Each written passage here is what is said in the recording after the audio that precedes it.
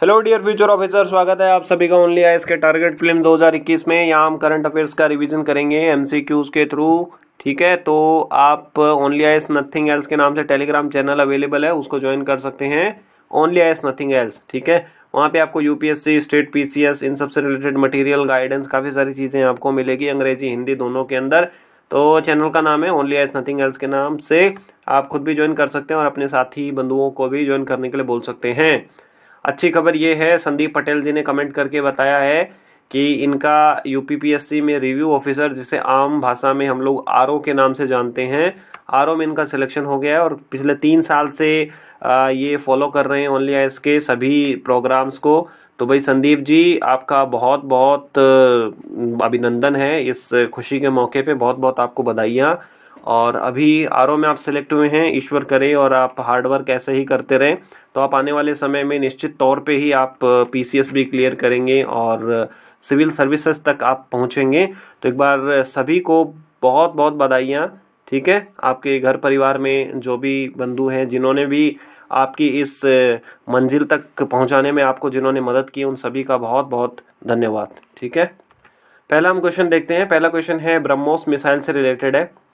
हमें 2 स्टेटमेंट दिए हैं। पहला स्टेटमेंट बोला है कि ये एक सुपरसोनिक क्रूज मिसाइल है और इसकी जो स्पीड है वो 5 time the speed of the sound है। देखो, जनरली अगर हम स्पीड ऑफ द साउंड से कंपेयर करते हैं तो उसको हम मैक में रिप्रेजेंट करते हैं। कोई ये मत पूछना मैक क्या होता है, मैक आप बस याद करो। जनरली मैक हम पढ़ते हैं फिजिक्स में और मैकेनिकल इंजीनियरिंग में, हम देखते हैं मैक क्या होता है।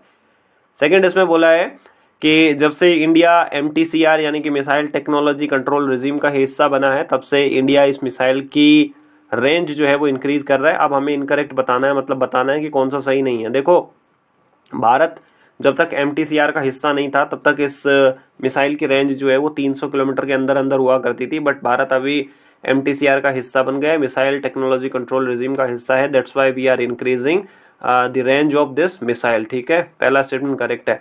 दूसरा देखो, इनकरेक्ट है, इसकी 5 टाइम नहीं है। जनरली क्या होता है कि जब मैक्स स्पीड 5 या 6 हो जाती है ना, तब क्या होती है कि वो मिसाइल हाइपरसोनिक की कैटेगरी में आ जाती है। तो पहला स्टेटमेंट जो है वो गलत हो जाता है।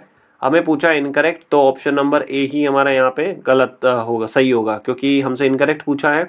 अब देखिए, ये ब्रह्मोस क्या होता है कि इंडिया और रशिया ने ज्वाइंटली मिलकर बनाया है, सुपरसोनिक मिसाइल है और इसकी मैक्स स्पीड जो है वो 2.8 है।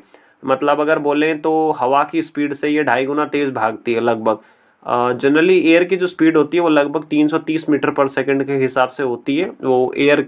ठीक है, तो ये यहाँ पे आप डिटेल में देख सकते हैं।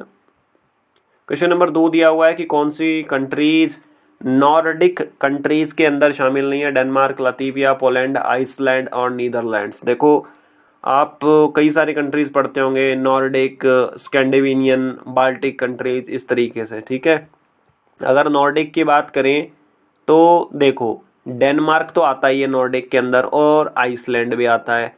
तो हम इजीली स्टेटमेंट 1 और 4 को एलिमिनेट कर सकते हैं। तो सिर्फ एक ही ऐसा ऑप्शन है जिसमें 1 या 4 नहीं है, वो है ऑप्शन नंबर बी, 2, 3 एंड 5। तो लातविया, पोलैंड, आइसलैंड और लातविया, पोलैंड और नीदरलैंड्स ये नॉर्डिक कंट्रीज के अंदर नहीं आती है।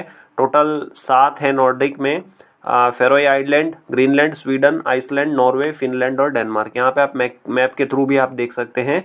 ठीक है, तो ये आपको ध्यान होना चाहिए कि नॉर्डिक कंट्रीज कौन कौन सी है। क्वेश्चन नंबर 3 दिया हुआ है, ज़ॉम्बी फायर के बारे में दिया हुआ है। ज़ॉम्बी फायर से रिलेटेड हमें 2 स्टेटमेंट दिए हैं। पहला बोला है कि ये एक ऐसी आग होती है जो कि अंडरग्राउंड लगती है, मतलब जमीन के अंदर। ठीक है, दूसरा बोला है कि जनरली ये आग जो है आर्कटिक टुंड्रा रीजन के अंदर फैलती है। ठीक है, हमें करेक्ट पूछा है। रिसेंटली ये ज़ॉम्बी फायर जो है वो न्यूज़ में थी।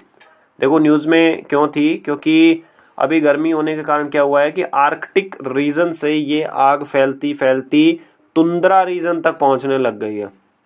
पहला स्टेटमेंट बिल्कुल सही है, ये अंडरग्राउंड में आग लगती है। देखो, जनरली क्या होता है कि जैसे मान लो आर्कटिक रीजन है, तो आर्कटिक रीजन के अंदर भी कुछ ना कुछ वनस्पति तो होती है, थोड़ा बहुत कुछ ना कुछ फूल पत्ती तो होती है।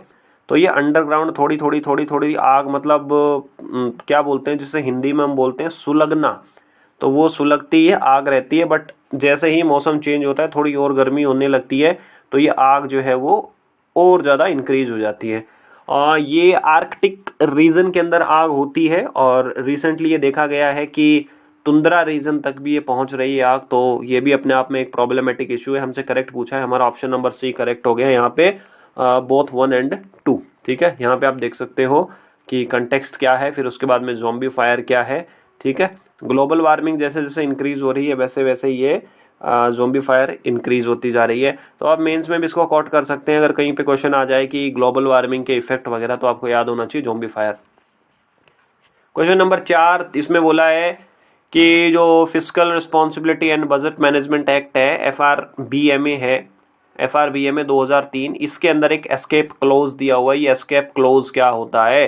4 में स्टेटमेंट दिया है, इसमें बोला है कि अगर फिजिकल डेफिसिट को 0.5% हम एक्सटेंड कर सकते हैं, इसको यूज़ करते हुए 1% यूज़ कर सकते हैं, 2% यूज़ कर सकते हैं, ये सब इसमें दिया हुआ है। ये देखो, जब से कोरोना चला है तो एस्केप क्लोज जो है वो बहुत ज़्यादा न्यूज़ में रहा था। जनरली क्या होता है कि FRBMA जो है उसमें कुछ कंडीशंस दी हुई हैं कि किन किन कंडीशन में हम फिजिकल डेफिसिट के टारगेट को ब्रीच कर सकते हैं। फिजिकल डेफिसिट मतलब वित्तीय घाटा। ठीक है, तो अभी मान लो सरकार ने क्या टारगेट रखा है, सरकार ने टारगेट रखा है कि 3.5% जो है वो फिजिकल डेफिसिट का हम टारगेट रख रहे हैं, बट मान लीजिए कि एक्स्ट्रा ऑर्डिनरी सर्कमस्टांसेस आ जाएँ तो इसको इंक्रीज भी कर सकते हैं। ठीक है, तो वो अलाउंस हमें कितना दिया गया है? 0.5% का ये अलाउंस दिया गया है, 0.5 परसेंटेज पॉइंट का दिया गया है, तो यही इसको हम एस्केप क्लोज बोलते हैं। ठीक है, यहाँ पे आप देख सकते हो ये एस्केप क्लोज के बारे में इसमें दिया हुआ है। ठीक, क्वेश्चन नंबर 5 दिया हुआ है, नेशनल क्राइम रिकॉर्ड ब्यूरो के बारे में दिया हुआ है। इसके अंदर हमें 3 स्टेटमेंट दिए हुए हैं, 3 स्टेटमेंट हम बारी बारी देखते हैं।